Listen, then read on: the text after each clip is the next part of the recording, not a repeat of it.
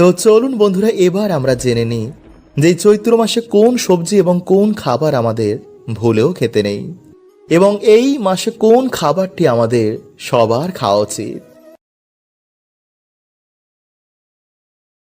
বন্ধুরা, চৈত্র মাসের গুরুত্ব অনেক অনেক বেশি, কারণ এই মাসে রয়েছে বাসন্তী পুজো, অন্নপূর্ণা পুজো, রামনবমী, একাদশী, হনুমান জয়ন্তী, নীল পুজো ও চড়ক পুজো।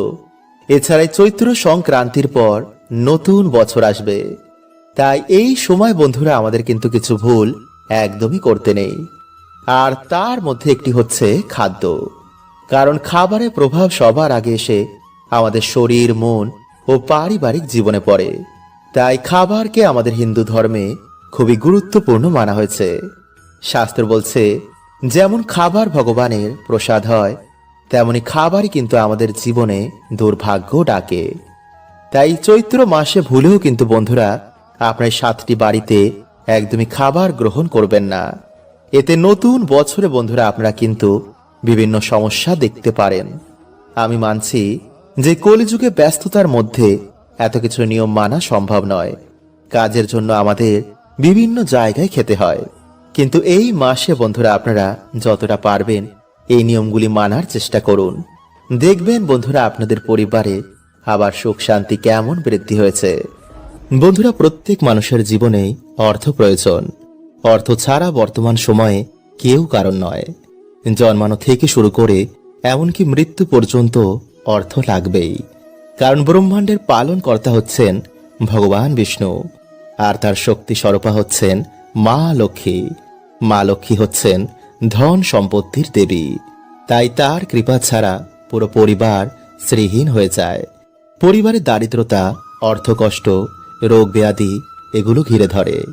তাই আজকের এই ভিডিওতে বন্ধুরা আমরা জানব যে 4টি কাজ মানুষের বন্ধ ভাগ্য খুলে দেয়। এই 4টি নিয়ম যারা ফলো করে তাদের জীবনে এসে পড়ে মা লক্ষ্মীর বিশেষ কৃপা। তারা ধন সম্পত্তি, মান সম্মান জীবনে এত প্রাপ্ত করে যে সারা জীবনও তারা তা সমাপ্ত করতে পারে না। তাই বন্ধুরা আপনারা ভগবানের ভক্ত হন বা নাই হন, ভিডিওটি কিন্তু বন্ধুরা আপনারা অবশ্যই পুরো দেখুন।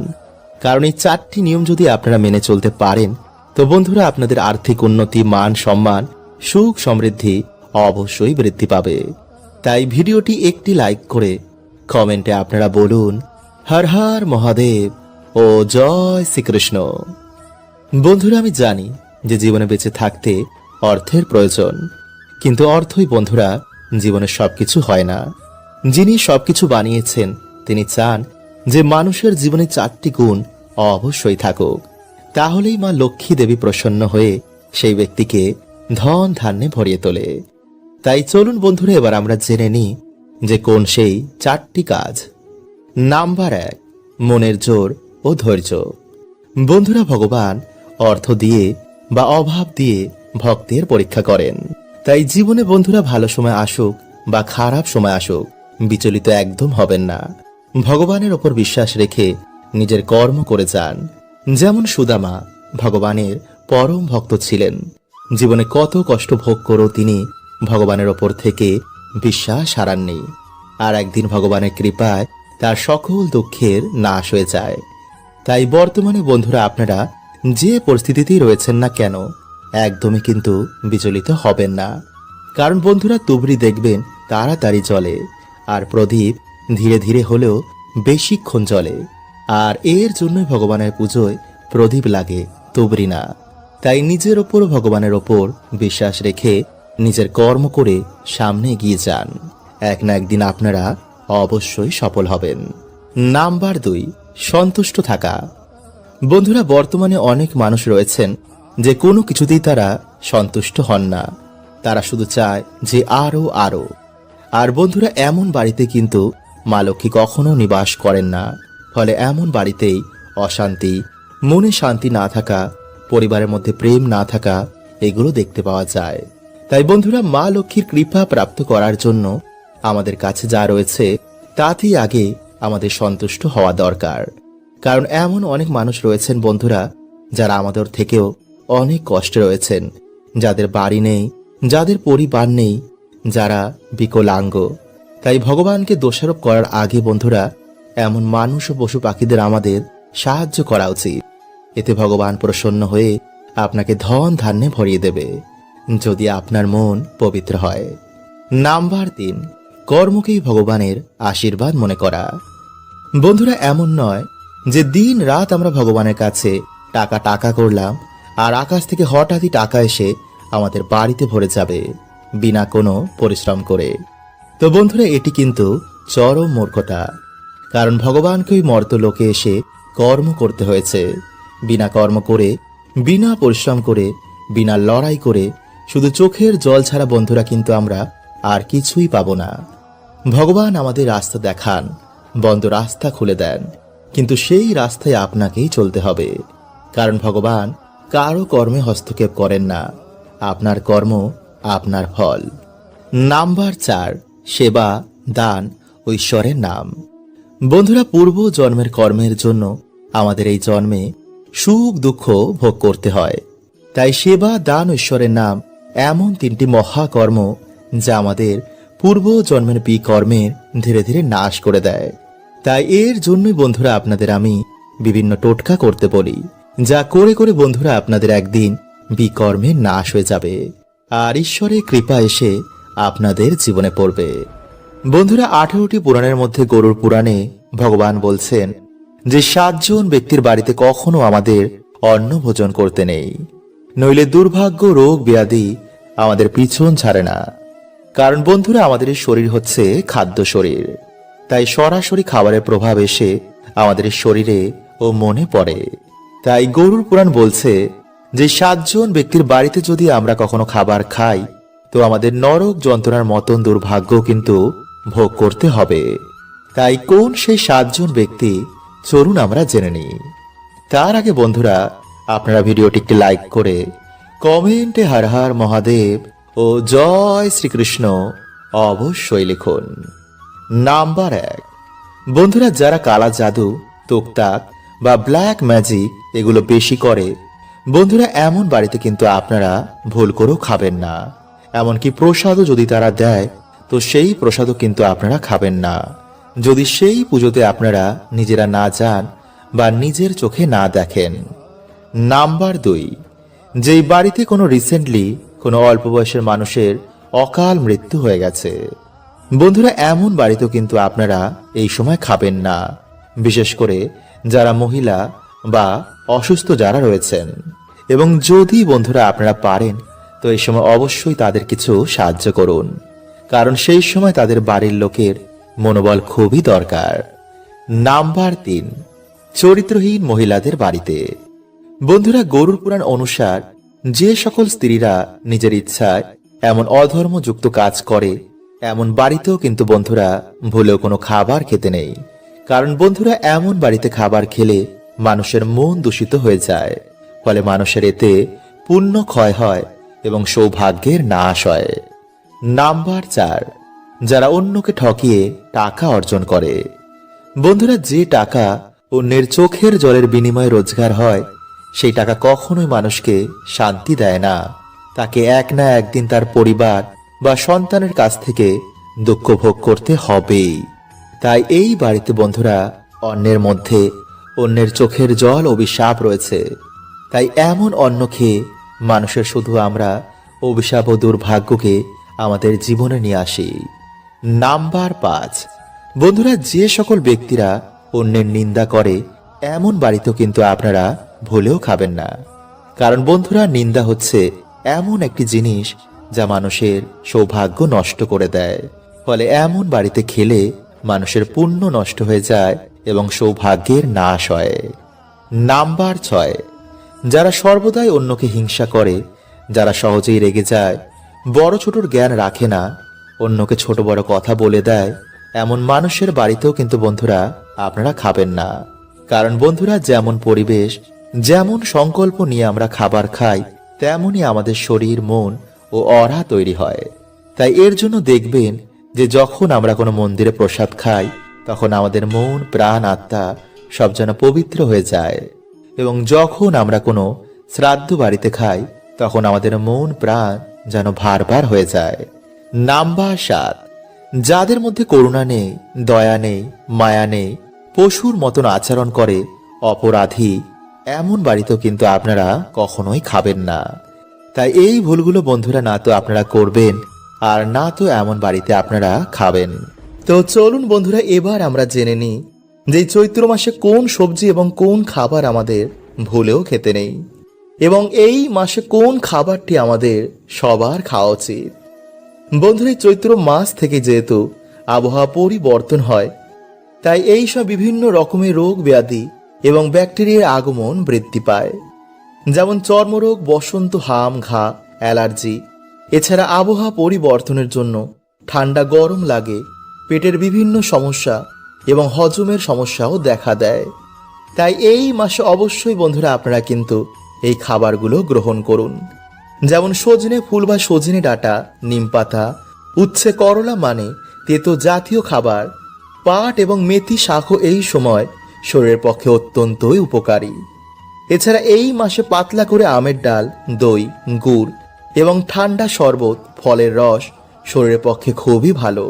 কিন্তু এই মাসে বন্ধুরা আপনারা শিম জাতীয় সবজি, মূলো, এগুলো যতটা পারবেন কম খাবেন, কারণ এই সময় বিভিন্ন ব্যাকটেরিয়া, জীবাণু এই সবজির মধ্যে দেখা দেয়। এছাড়া এই মাসে মোষের দুধ বা দুগ্ধ জাতীয় খাবার পারলে আপনারা একটু কম খাবেন, এবং এই মাসে বন্ধুরা আপনারা অধিক তেল মশলা জাতীয় খাবার, আমিষ খাবার, বিশেষ করে আপনারা খাসির মাংস পারলে একটু কম খাবেন। নেশা ভান কম করবেন, বেশি করে আপনারা এই মাসে ভগবানের নাম স্মরণ করুন, কারণ সামনেই বন্ধুরা নীল ষষ্ঠী, নবরাত্রি এবং নতুন বছর আসছে। তাই এই মাসে সূর্য দেবের আরাধনা, মা লক্ষ্মীর আরাধনা, ভগবান শিব ও মাতা এবং ভগবান শ্রীকৃষ্ণের আরাধনায় বিশেষ সৌভাগ্যের লাভ হয়। তাই অবশ্যই বন্ধুরা আপনারা এই মাসে এই নিয়মগুলো মেনে চলতে একদম ভুলবেন না। বন্ধুরা, খাদ্য আমাদের জীবনের একটি গুরুত্বপূর্ণ অংশ, কারণ খাদ্যই আমাদের এই ভৌতিক শরীরকে চালাচ্ছে। যদি আমরা ঠিক মতন খাদ্য গ্রহণ না করি তো আমাদের এই শরীর অসুস্থ হতে পারে। তাই এর জন্য ভগবান শ্রীকৃষ্ণ খাদ্যের ব্যাপারে আমাদের কিছু গুরুত্বপূর্ণ কথা বলেন, যেমন কোন ধরনের খাদ্য আমাদের খাওয়া উচিত নয়, বা কোন ধরনের খাদ্যই আমাদের গ্রহণ করা উচিত, কোন ধরনের খাদ্য মানুষের দুঃখ রোগের কারণ হয়, আমাদের কোন দিকে মুখ করে খাওয়া সর্বদাই উচিত, খাদ্য গ্রহণ করার আগে কোন মন্ত্র উচ্চারণ করা উচিত যাতে দেবী দেবতাদের আশীর্বাদ আমরা প্রাপ্ত করতে পারি, এবং অশুভ নেগেটিভ এনার্জি যাতে আমাদের কোনো ক্ষতি করতে না পারে, যাতে কোনো রকম রোগ ব্যাধি আমাদের ঘিরে ধরতে না পারে। তাই বন্ধুরা, আজকের এই ভিডিওতে আমরা জানব যে কোন জায়গায় বসে আমাদের খাবার খেতে নেই, কোন সময় আমাদের খাদ্য গ্রহণ করতে নেই, এবং খাবার আগে আপনারা কি মন্ত্র জপ করলে জীবনে আসবে অপার সুখ, অপার শান্তি। তাই বন্ধুরা, ভিডিওটি একটি লাইক করে কমেন্টে হর হর মহাদেব ও জয় শ্রীকৃষ্ণ অবশ্যই লিখুন। বন্ধুরা, আমরা সকলেই জানি যে এই ব্রহ্মাণ্ড একদিন শব্দ থেকে উৎপন্ন হয়, যাকে আমাদের সায়েন্সে বিগ ব্যাং বলা হয়। আমাদের শাস্ত্রের অনুসার ব্রহ্মাজি একদিন সংকল্পের মাধ্যমেই এই সমস্ত সৃষ্টি উৎপন্ন করেন। তাই বন্ধুরা, আমাদের শাস্ত্রে মন্ত্রকে খুবই গুরুত্বপূর্ণ মানা হয়। মন্ত্র জপে জীবনে সুখ শান্তির আগমন হয়, সিদ্ধি প্রাপ্ত হয়, দৃষ্টি খোলে, কুণ্ডলিনী জাগরণ হয়। তাই প্রত্যেক কিছুর বন্ধুরা একটি বিশেষ মন্ত্র রয়েছে, আর আজকের ভিডিওতেই আমরা জানব যে খাবার খাওয়ার আগে আমাদের কি মন্ত্র উচ্চারণ করা উচিত। বন্ধুরা, আমাদের শাস্ত্রের অনুসার স্নান না করে, ঈশ্বরকে ভোগ না দিয়ে যে খাদ্য আমরা গ্রহণ করি তা মলের সমান। কারণ বন্ধুরা, আমাদের শাস্ত্র অনুসার যদি আমরা ঈশ্বরকে ভোগ না দিয়ে বা ঈশ্বরকে স্মরণ না করি যে খাদ্য আমরা গ্রহণ করি, সেই খাদ্যের ওপর নেগেটিভ ঊর্জা বা প্রেতেদের অধিকার হয়। ফলে সেই খাবার ফলে মানুষ তমগুণী হয়ে ওঠে। সর্বদাই ক্রোধ, কাম, ডিপ্রেশন, চিন্তা, রোগ ব্যাধি এগুলো মানুষকে ঘিরে ধরে। কারণ যেমন বন্ধুরা আমাদের অন্ন হবে তেমনই আমাদের মন তৈরি হয়। তাই এর জন্যই দেখবেন যখন কোনো আমরা মন্দিরে গিয়ে ভগবানের প্রসাদ গ্রহণ করি তখন আমাদের মন প্রাণ সব যেন তৃপ্তি হয়ে যায়। নাম্বার 2, নোংরা যেখানে সেখানে বসেই বন্ধুরা ভুলেও কিন্তু খাদ্য গ্রহণ করা উচিত নয়। এতে নানা রকম রোগ ব্যাধি আমাদের শরীরে প্রবেশ করতে পারে। খাদ্য সর্বদাই শান্তিপূর্ণভাবে ঈশ্বরের ভোগের মতন গ্রহণ করা উচিত। কারণ ভগবান শ্রীকৃষ্ণ গীতায় বলছেন, যদি আমাদের প্রাপ্যে খাদ্য না থাকে তো মুখ অবধি খাবার গেলেও বন্ধুরা সেই খাবার আমাদের পেটে পৌঁছাবে না। তাই খাবারকে আমাদের সর্বদাই সম্মান করা উচিত। নাম্বার 3, খাদ্য গ্রহণ করার আগে অবশ্যই কোনো জীবজন্তুকে বা কোনো অসহায় মানুষকে আমাদের খাদ্য দান করা উচিত। কারণ খাদ্য দানের থেকে বড় দান আর কিছু কখনোই হয় না। তাই খাবার আগে বন্ধুরা আমাদের মা অন্নপূর্ণাকে স্মরণ করে এই মন্ত্র 3 বার জপ করা উচিত। আর সেই মন্ত্রটি হল ওং হ্রিং নমো ভগবতী মাহেশ্বরী অন্নপূর্ণে সোহা। নাম্বার 4, বন্ধুরা আমাদের শাস্ত্র অনুসার সর্বদাই আমাদের পূর্ব দিকে বসেই খাদ্য গ্রহণ করা উচিত। বিছানায় বসে আমাদের কখনো খাদ্য গ্রহণ করতে নেই। খোলা আকাশের নিচে বা হাঁটা চলা করতে করতে বন্ধুরা আমাদের খাদ্য গ্রহণ করতে নেই। এতে ভবিষ্যতে বিভিন্ন রকম রোগ আমাদের শরীরে বাসা বাঁধতে পারে। খাবার খাওয়ার সময় রাগ, কান্নাকাটি, হাসি ঠাট্টা করা মোটেও উচিত নয়। কারণ সেই খাবার গলায় আটকে মানুষের মৃত্যু হতে পারে। বন্ধুরা প্রত্যেক মানুষ চায় যে তার জীবনে সুখ সমৃদ্ধি আসুক, খারাপ সময় কখনো যেন তার জীবনে না আসুক। কিন্তু বন্ধুরা এমনটা সম্ভব নয়। কারণ আমাদের জীবনে সুখ দুঃখ গোল গোল ঘোরে। সুখ চলে যাওয়ার পর দুঃখ আসে, আবার দুঃখ চলে যাওয়ার পর সুখ ফিরে আসে। হ্যাঁ বন্ধুরা, আমি জানি যে দুঃখের সময় কাটানো অনেকই কষ্টকর হয়, কিন্তু এই সময় কিছু এমন সংকেত প্রাপ্ত হয় যা দেখে আপনি সহজেই বুঝতে পারবেন যে আপনার ভালো সময় কখন আসতে চলেছে। হ্যাঁ বন্ধুরা, তাই অবশ্যই ভিডিওটা পুরো দেখবেন। তো নমস্কার বন্ধুরা, আমি রাজু আর আমাদের চ্যানেলে আপনাদের স্বাগত। তার আগে বন্ধুরা ভিডিওটিকে লাইক করে কমেন্ট হর হর মহাদেব ও জয় শ্রীকৃষ্ণ অবশ্যই লিখুন। নাম্বার 1, যদি পুজো করার সময় আপনার চোখ দিয়ে জল পড়তে শুরু করে বা পুজো করার সময় যদি আপনার মনে হয় যে তিনি আপনাকে দেখে হাসছেন, তো এটা খুবই ভালো সংকেত মানা হয়। এর মানে ঈশ্বর আপনার ওপর খুবই প্রসন্ন আর আপনার জীবনে ভালো সময় খুব তাড়াতাড়ি আসবে। নাম্বার 2, যদি আপনার বাড়িতে হঠাৎই কালো পিঁপড়ের আগমন বেড়ে যায় তো বুঝবেন যে আপনার বাড়িতে মা লক্ষ্মীর আগমন হবে। ফলে টাকা পয়সা জনিত কোনো রকম সমস্যা আপনার জীবনে আর থাকবে না। তাই অবশ্যই বন্ধুরা পিঁপড়েদের প্রণাম করে আটাতে চিনি মিশিয়ে তাদের খেতে দিন।